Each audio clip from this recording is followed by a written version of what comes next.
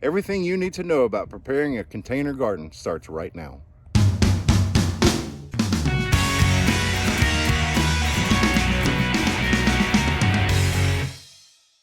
Today is March 31st, 2022, and we have some amazing sunshiny weather.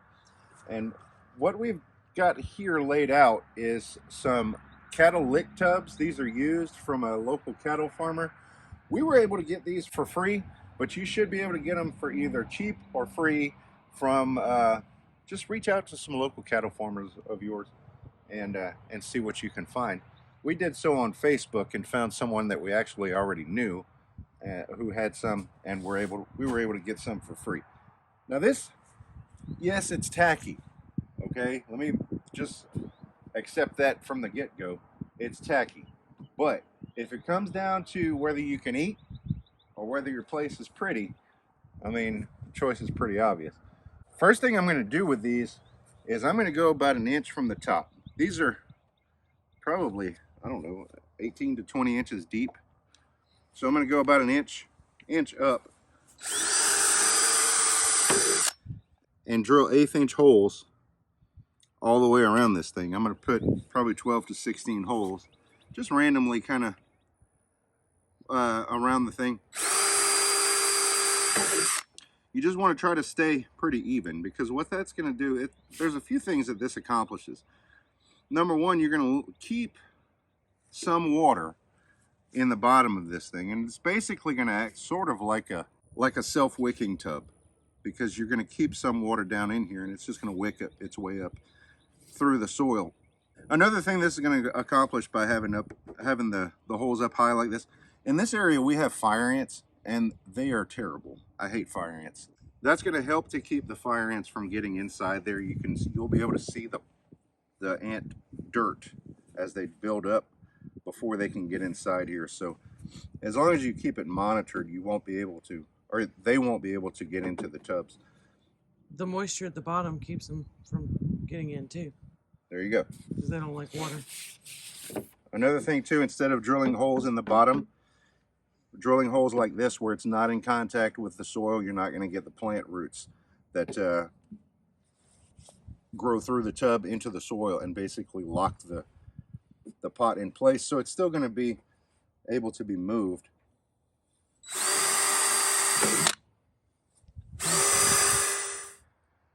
The next thing we're going to do is add some hay down in the bottom.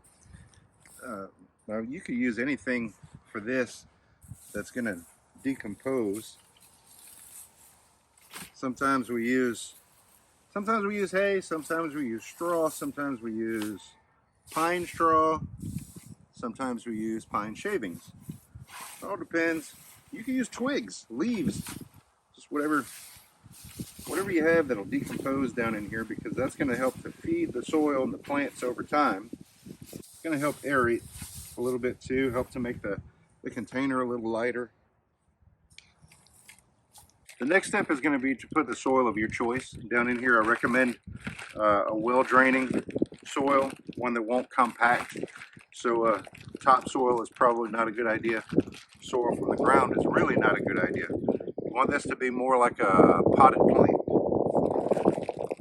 The stuff that we use is a Gardenese brand cow manure compost.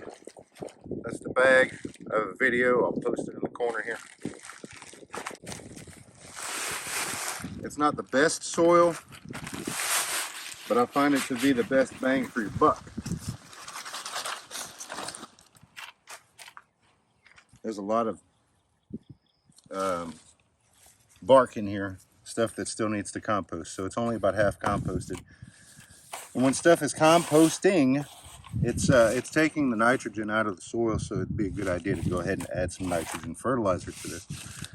You can tell it has recompacted that hay down in there, and we want that. We want that hay is still going to have air spaces down in there. We don't want air spaces up where the plant roots are going to be. We're planting veggies and herbs in these, so the roots aren't going to go down more than about right here maybe. Depending on how strong you are, you may want to go ahead and move these before you finish filling them up and put it in your permanent location before it's full.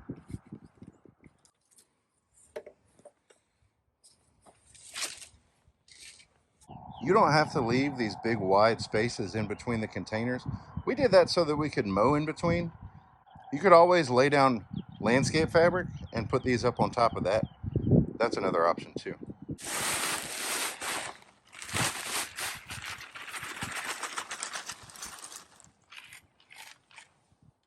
So that's 2 cubic foot in this bucket. And we're getting pretty close to the final height that we want our soil. So at this point, we're gonna go ahead. We have rabbits, so we're gonna take some fresh rabbit manure and add a layer in there just to help fertilize the plants. We gave you hay. Now you gotta give us more poops.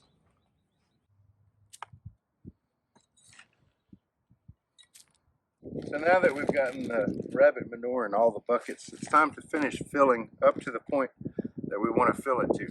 Before I get to that, we like to try to do things as organically as possible. So we try to avoid all the chemical fertilizers like Miracle-Gro and stuff. Not saying that's a bad thing, just that's what we try to do. So that's why we use a lot of rabbit manure, chicken manure, that sort of stuff. And don't be afraid of it. It's just poop. Some other things that might be good to add to your soil is peat moss for the water retention capabilities and perlite to help to aerate the soil a little more. We don't have any of those things on hand today, so we're not going to be adding those. We're just going to fill up as much as we possibly can here because we are going to get some settling. So we want to try to fill it to the brim.